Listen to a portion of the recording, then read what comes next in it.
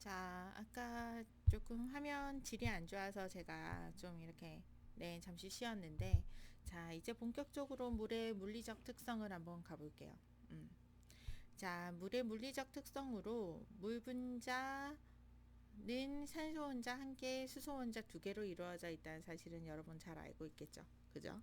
그래서 우리는 이게 이제 물이 됩니다. 이상하네. 잠시만요.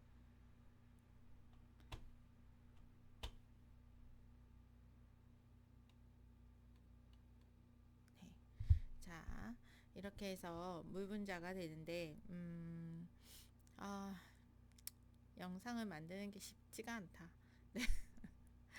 아마추어예요, 아마추어. 한 학기 더 하고 나면 유튜브 할 수 있을까?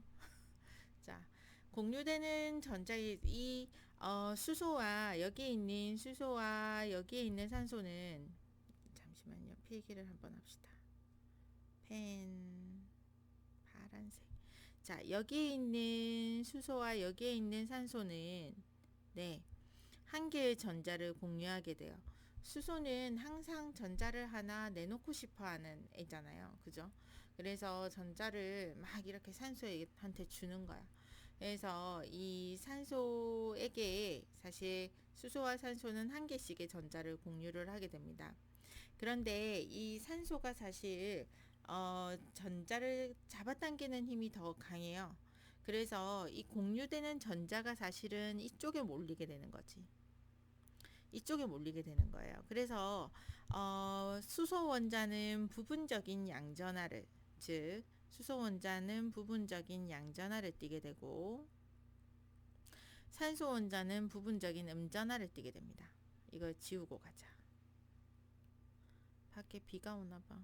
아휴, 네. 자, 여기는 부분적인 음전하를 띠게 됩니다. 이러한 특성이 물 분자의 극성이라는 것을 부여를 하게 돼요. 극성, 폴라, characteristics.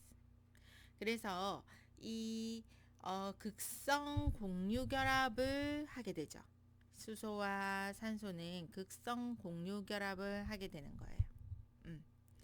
산소 원자가 수소 원자보다 전자쌍을 강하게 끌어당기기 때문이고, 이게 사실 이렇게 쌍극을 가지고 있는, 즉 H2O 한 분자 안에서 하나는 한 어떤 부분은 양전하고 어떤 부분은 음전하를 가지게 되는, 즉 산소 부분은 음전하, 수소 부분은 양전하를 가지게 되는 극성의 성질을 가지게 돼요.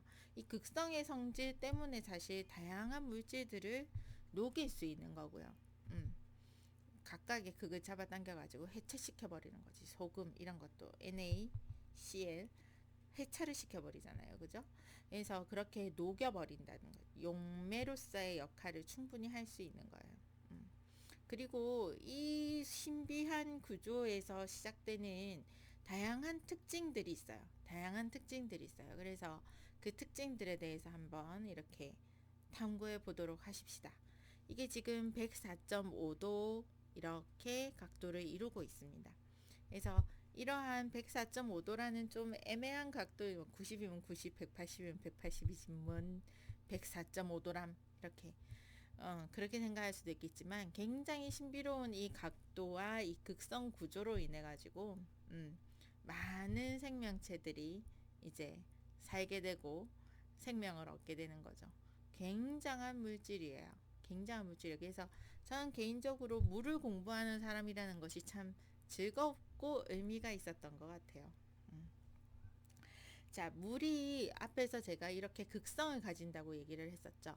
물이 가진 이 극성으로 인해서 각 물분자는 주변의 물분자하고 약하게 결합하게 됩니다. 왜냐하면 한 물분자의 양전하 부분, 이 수소 부분이 다른 분자의 음전하 산소 부분을 당기게 되는 거예요. 잡아당기게 되는 거예요.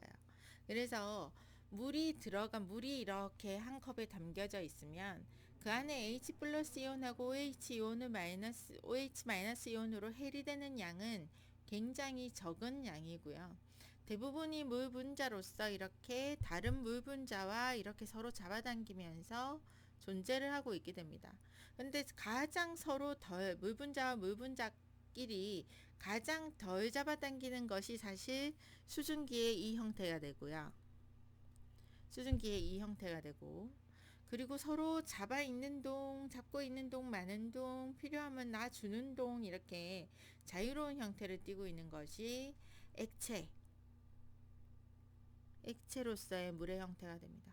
그리고 서로 꽁꽁꽁 잡고 있는 것이 고체로서의 얼음이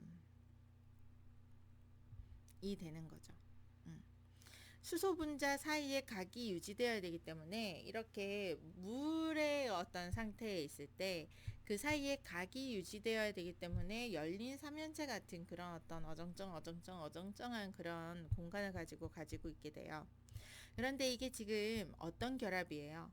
물이 원래 가진 극성으로 인해서 수소 원자가 물 분자들 사이에 연결고리 역할을 하게 되죠. 수소와 산소와 수소로 이렇게 구성되어 있는 하나의 물 분자가 가진 극성으로 인해서 이 수소에 해당하는 것이 다른 물 분자의 산소 부분을 잡아당겨서 형성하는 이 결합을 우리는 하이드로젠 반딩, 즉 수소 결합이라고 부릅니다.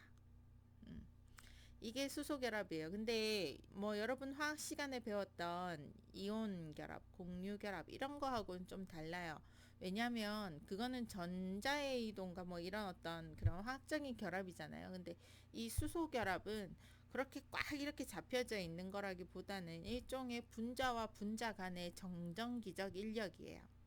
그래서 수소 결합에 대해서 조금 더 자세히 설명을 하자면 다음 페이지로 넘어가서 수소 결합은 일종의 분자 간 인력이에요.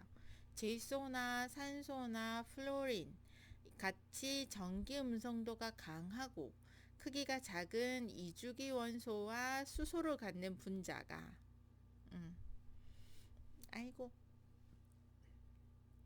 이 분자가 이웃한 분자의 수소 원자 사이에서 가지는 정전기 인력, 즉 물과 물이 물 분자와 물 분자가 한 물 분자의 수소 부분이 또 다른 물 분자의 산소 부분을 잡아당기는 인력.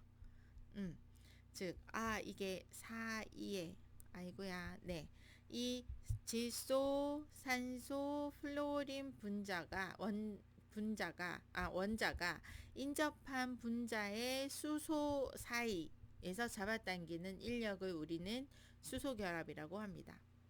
수소결합을 하는 물질들은 그 상호작용의 세기가 수소결합을 하지 않는 분자보다는 꽤 센 편이에요. 분자량이 비슷한 다른 분자들에 비해서 사실 서로 이렇게 꽤 세게 잡아당기고 있는 편이에요. 그래서 사실은 녹는 점과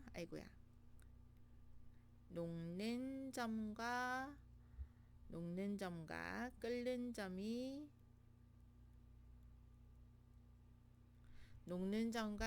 점이 높고, 그리고 무엇과 무엇이 크다?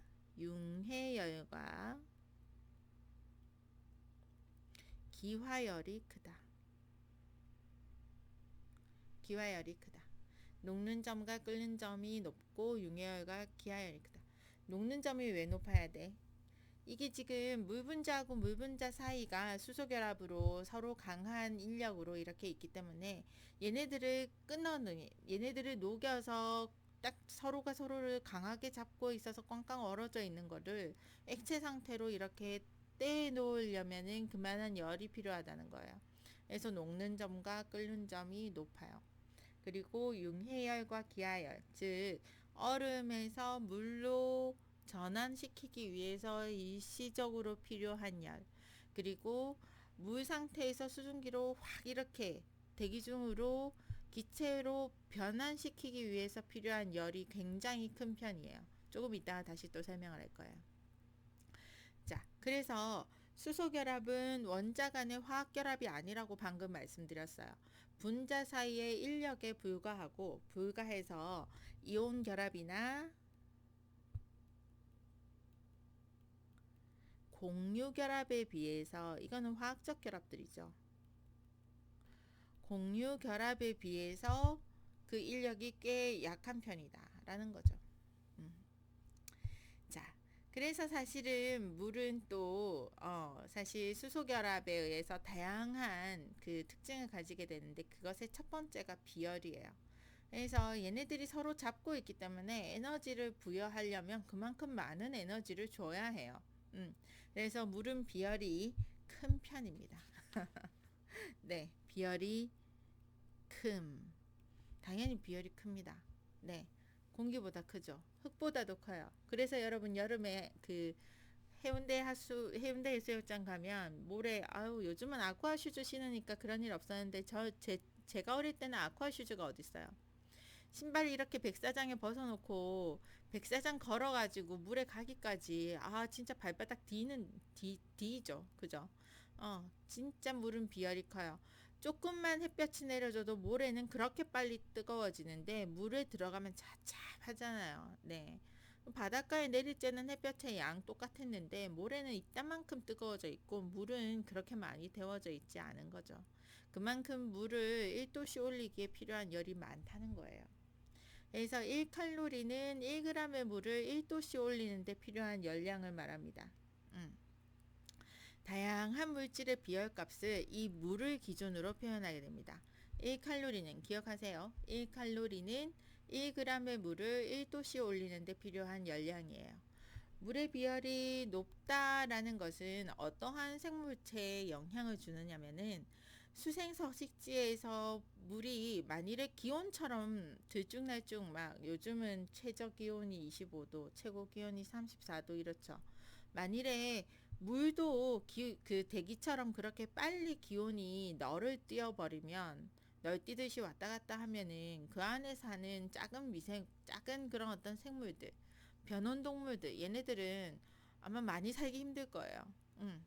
그래서 수생물의 비열이 높다라는 것은 그만큼 온도 변화가 급하지 않다는 것이죠. 그죠? 그래서 급격한 온도 변화를 방지를 해서 다양한 체온을 스스로 그러니까 체온의 항상성을 유지하기 힘든 그런 다양한 생물종을 보호하게 됩니다. 그리고 왜? 모든 살아있는 세포의 75에서 95%는 물이기 때문에 본인 몸 안에 있는 그 수분도 온도가 이렇게 급격하게 올라가지 않는 거죠. 그래서 사실은 지구 온난화 오기 전에 여름 이 정도 덥기 전에는 그렇게 일사병이 흔하지는 않았어요. 어, 군인 그리고 저기 이제 하루 종일 땡볕에서 일하시는 분들 그런 분들을 조금 일사병이 좀 그랬었지. 그리고 또 왜 그런 학생 있잖아요. 몸이 좀 약해가지고 땡볕에 조례하면은 팍팍 쓰러지는 그런 학생들이 좀 흔하지 않았어. 흔하지 않았는데 지금은 꽤 흔하죠. 네. 저도 날쨍 하면은 어머님한테 전화드려요. 집안 어른들한테 나가지 마시라고. 요즘은 자기도 모르게 이렇게 체온이 올라가가지고 어지럽고 힘이 없고 이러다가 굉장히 데미지를 많이 입으세요. 음. 자, 또 기온이 좀 높아야지. 자, 물의 상태, 즉 고체에서 액체에서 기체로 변할 때는 많은 열 에너지가 요구됩니다. 그러니까 100도에서 101도 돼서 수증기로 갈 때 1칼로리 또 필요할까라고 생각하지만 그게 아니라는 거예요. 물 1g을 1도씨 낮추려면은 어때요? 1칼로리 뺐으면 돼요. 1칼로리를 뺐으면 됨.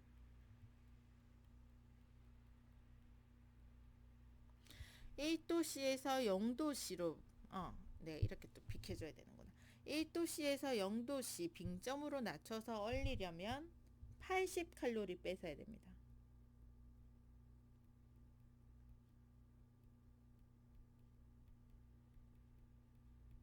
80칼로리를 뺏어야 돼요. 이것이 뭐다? 융해열입니다. 즉 얼음을 이렇게 0도씨 얼음을 1도씨로 또 올려가지고 녹이려면은 80칼로리를 줘야 된다는 말하고 같죠. 융해열.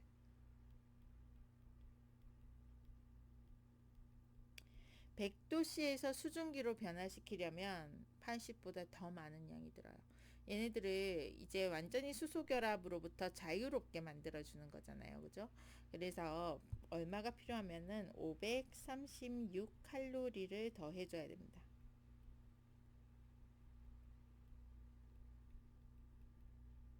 이거를 우리는 기화열이라고 불러요.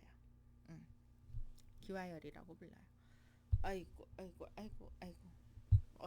어디로, 네, 가해줘야 하는데, 이게 기화열 참 말로 했어요. 자, 그러고 나서 이제 우리 밀도에 대해서 하게 되는 거죠.